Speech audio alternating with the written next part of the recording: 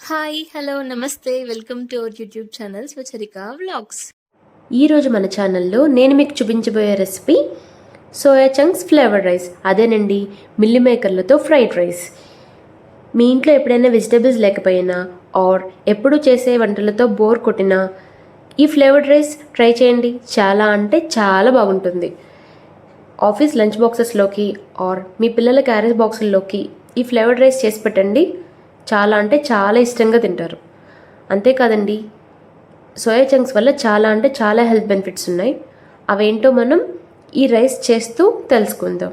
మరి ఇంకెందుకు ఆలస్యం, ఈ రెసిపీ ఎలా చేయాలో చూసేద్దాం. Let's begin the show.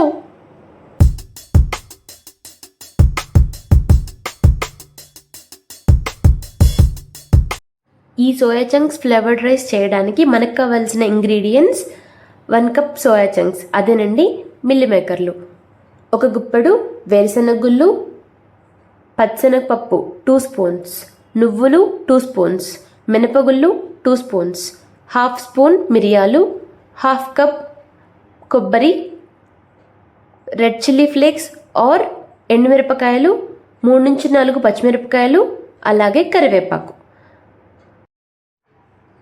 ముందుగా మనం ఒక కడాయి తీసుకుని ఇందులోకి 2 నుంచి 3 స్పూన్ల ఆయిల్ యాడ్ చేసుకుందాం.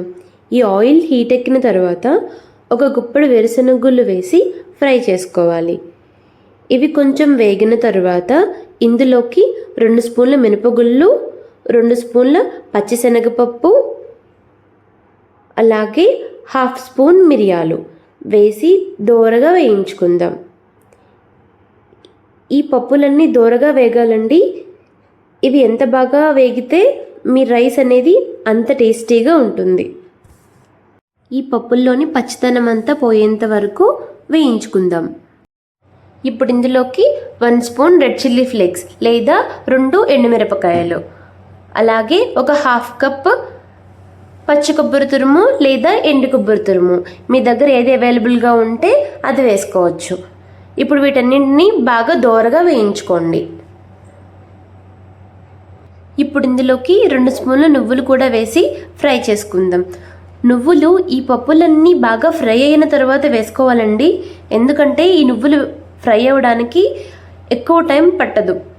చూడండి నువ్వులు ఎలా చిటపటలాడుతున్నాయో, అచ్చం నువ్వులు నాట్యం చేస్తున్నట్లు. ఇవన్నీ బాగా ఫ్రై అయిపోయాయండి. ఇప్పుడు వీటిని ఒక బౌల్లోకి తీసి చల్లారనివ్వాలి. ఇవి చల్లారిన తర్వాత వీటిని మిక్సీ జార్లోకి తీసుకుని మెత్తగా పౌడర్లా చేసుకుందాం. నేను ఇందులోకి కొంచెం ఆయిల్ ఎక్కువ వేసాను, సో ఇది పౌడర్లా కాకుండా పేస్ట్లా అయింది. సో మీరు ఆయిల్ తక్కువ వేస్తే అది పౌడర్లానే ఉంటుంది. ఇప్పుడు మీరు మరొక బౌల్ తీసుకుని అందులోకి వాటర్ యాడ్ చేసుకుని ఆ వాటర్ హీట్ ఎక్కిన తర్వాత ఈ సోయా బాల్స్ని వేసి కాసేపు కుక్ చేసుకోండి. జనరల్గా వాటర్ అనేది రోలింగ్ బాయిల్ అయిపోయిన తర్వాత కూడా ఈ మిల్లీ మేకర్ని వేసి ఒక 2 మినిట్స్ పాటు ఉంచుకొని ఈ వాటర్ కంటెంట్ని రిమూవ్ చేసేసుకోవచ్చు. బట్ నేను డైరెక్ట్గా హాట్ వాటర్లో వేసి ఒక 2 మినిట్స్ స్టవ్ మీదే కుక్ చేసుకుంటున్నాను. ఇవి కుక్ అయిపోయాయండి. సో ఇందులోని వాటర్ కంటెంట్ని రిమూవ్ చేసుకుందాం. మీరు కావాలంటే ఇవి చల్లారిపోయిన తర్వాత మన చేతులతోనే పిండేస్తే ఇందులోంచి వాటర్ అంతా రిమూవ్ అయిపోతుంది. ఇప్పుడు వీటిని ఒక బౌల్లోకి తీసుకొని చల్లారనివ్వండి. ఇప్పుడు మనం ఒక ప్యాన్ తీసుకుని ఇందులోకి 2 to 3 స్పూన్స్ ఆయిల్ యాడ్ చేసుకుని ఈ ఆయిల్ హీట్ ఎక్కిన తర్వాత ఇందులోకి 1 స్పూన్ పచ్చిశనగపప్పు, అలాగే 1 స్పూన్ మినపప్పు, 1 స్పూన్ జీలకర్ర, 1/2 స్పూన్ ఆవాలు వేసి దోరగా వేయించుకోండి. అలాగే ఇందులోకి 3 పచ్చిమిరపకాయలని ఇలా పొడుగ్గా కట్ చేసి వేసుకుని దోరగా ఫ్రై చేసుకోండి. 2 కరివేపాకు రెబ్బలను కూడా వేసి ఫ్రై చేసుకుంటున్నాను. ఈ మిల్లీ మేకర్లు చల్లారిన తర్వాత ఇక్కడ చూపిస్తున్నట్టుగా మెత్తగా స్మాష్ చేసుకోండి. మీరు చేత్తో ఇలా మెత్తగా స్మాష్ చేసేవచ్చు ఆర్ మిక్సీలో వేసుకోండి. సేమ్ కీమాలా చేసుకోండి. సో వీటిలోని పచ్చదనం పోయేంత వరకు మనం ఫ్రై చేసుకుందాం. మనం ఈ రెసిపీ స్టార్టింగ్లో మెన్షన్ చేసినట్టు ఈ సోయా చంక్స్ వల్ల చాలా అంటే చాలా అడ్వాంటేజెస్ ఉన్నాయి. జనరల్గా నాన్ వెజ్ తినే వాళ్ళకి మీట్ వల్ల చాలా ప్రోటీన్స్ అనేవి వస్తాయి కదా. సో మరి ఓన్లీ వెజ్ తినే వాళ్ళకి మీట్కి ఆల్టర్నేటివ్ ఈ సోయా చంక్స్ అనమాట. సో ఈ సోయా చంక్స్ వల్ల మన బాడీకి కావాల్సిన ప్రోటీన్స్ అనేవి మనకు అందుతాయి.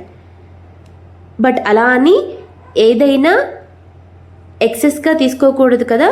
సో ఏదైనా లిమిట్గా తీసుకుంటే దానికి రావాల్సిన బెనిఫిట్స్ అనేవి మన బాడీకి వస్తాయి.